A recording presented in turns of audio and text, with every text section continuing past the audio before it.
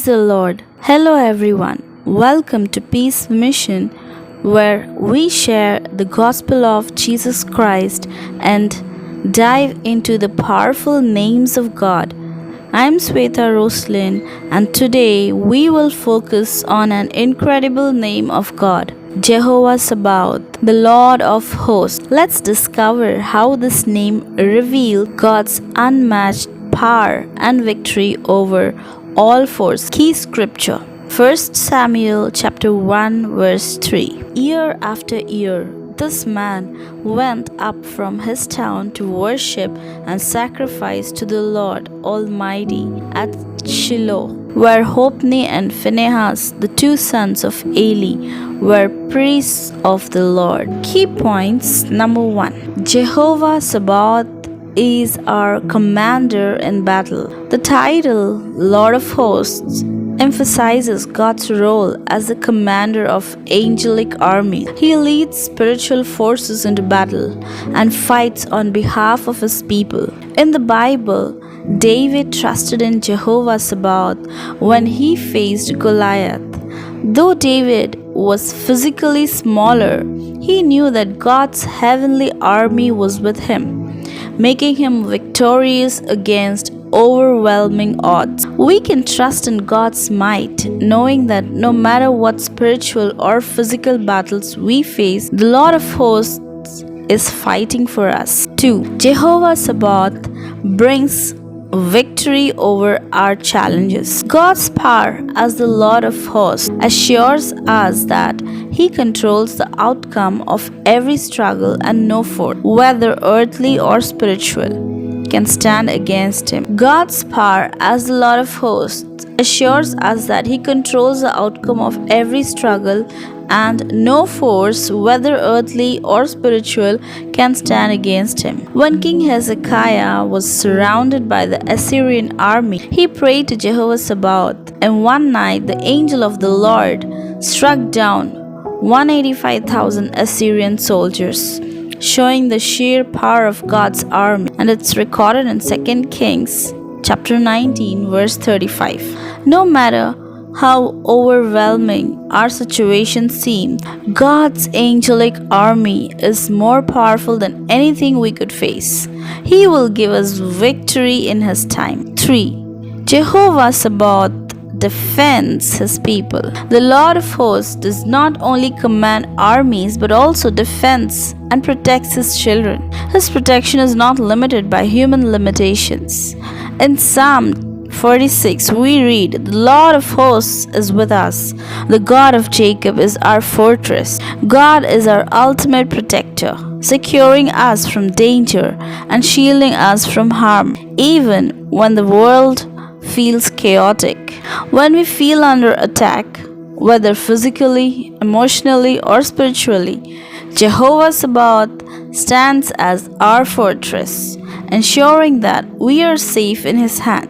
Amen. మొదటి సమూయేలు గ్రంథము 1వ అధ్యాయము 3వ వచనము కలిసి చదువుకుందాం. ఇతడు షిలోహునందున్న సైన్యములకధిపతియగు యెహోవాకు మ్రొక్కుటకును బలి అర్పించుటకును ఏటేటా తన పట్టణము విడిచి అచ్చటికి పోవుచుండెను. ఆ కాలమున ఏలి యొక్క ఇద్దరు కుమారులకు హోప్నే ఫినెహాసులు యెహోవాకు యాజకులుగా నుండిరి. మొదటిగా యెహోవా సబాోత్ మన యుద్ధ నాయకుడు. సైన్యములకు అధిపతియగు యెహోవా అనే పదం దేవుడు ఆత్మీయ సైన్యాలను నాయకత్వం వహించే పాత్రను స్పష్టం చేస్తుంది. దేవుడు ఆత్మీయ యుద్ధాలలో తన ప్రజల తరపున యుద్ధం చేస్తారు. బైబిల్లో దావీదు గొలియాతును ఎదుర్కొన్నప్పుడు యెహోవా సబాోత్ పై దావీదు విశ్వాసం ఉంచాడు. దావీదు శారీరకంగా చిన్నవాడు అయినప్పటికీ దేవుని ఆకాశ సైన్యం తనతో ఉన్నదని ఆయన తెలిసి పెద్ద ఎదురీతల ముందు విజయాన్ని పొందాడు. పెద్ద ఎదురీతల ముందు అంటే గొలియాత్ మీద గొలియాత్ పైన విజయం పొందాడు. మనం ఆత్మీయంగా లేదా శారీరకంగా ఎలాంటి యుద్ధంలో ఉన్నా దేవుని శక్తిలో విశ్వాసం ఉండాలి. సైన్యములకు అధిపతియగు యెహోవా మన కోసం యుద్ధం చేస్తారని తెలుసుకొని ధైర్యంగా ముందుకి సాగాలి. రెండవది, యెహోవా సబాఓత్ మన సమస్యలపై విజయం ఇస్తాడు. సైన్యములకు అధిపతియగు యెహోవా యొక్క శక్తి మనకు ప్రతి సమస్యను అధిగమించే నమ్మకాన్ని ఇస్తుంది. ఆయనతో భౌతికమైన లేదా ఆత్మీయమైన శక్తులు దేవుడు మనకు కలుగజేస్తాడు. రాజైన హిజ్కియా అషూరుల సైన్యంతో చుట్టుముట్టబడ్డప్పుడు యెహోవా సబాఓత్కు ప్రార్థించాడు. ఒకే రాత్రిలో యెహోవా యొక్క దూత 185,000 మంది అషూరులను చంపింది. దేవుని సైన్యాల శక్తి ఎంత గొప్పదో ఇక్కడ మనకు 2 రాజుల గ్రంథం 19వ అధ్యాయం 35వ వచనంలో చూపిస్తుంది.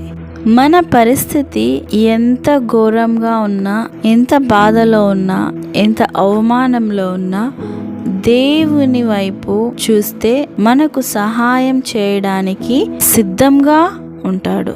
దేవదూతల సైన్యం మనకు సిద్ధంగా ఉంది. ఆయన సమయానికి మనకు విజయం ఇస్తాడు. మూడవది, యెహోవా సబాఓత్ తన ప్రజలను కాపాడుతాడు. సైన్యములకు అధిపతియగు యెహోవా సైన్యాలను మాత్రమే ఆజ్ఞాపించడం కాకుండా తన పిల్లలను రక్షిస్తాడు.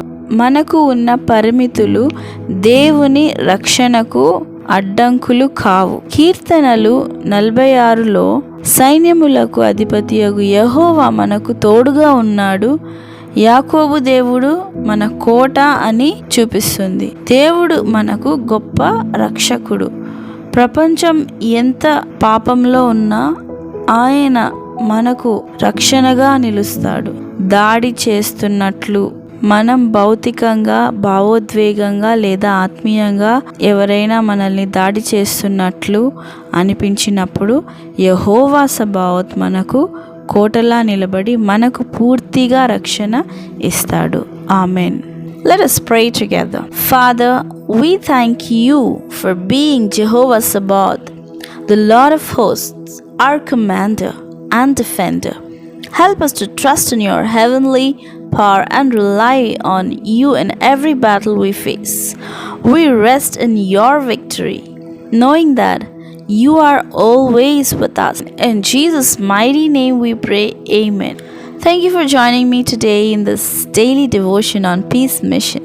If you were blessed by today's message, don't forget to like, share and subscribe to this channel so you don't miss future devotions. Let's continue spreading the gospel of Jesus Christ together. See you in the next video.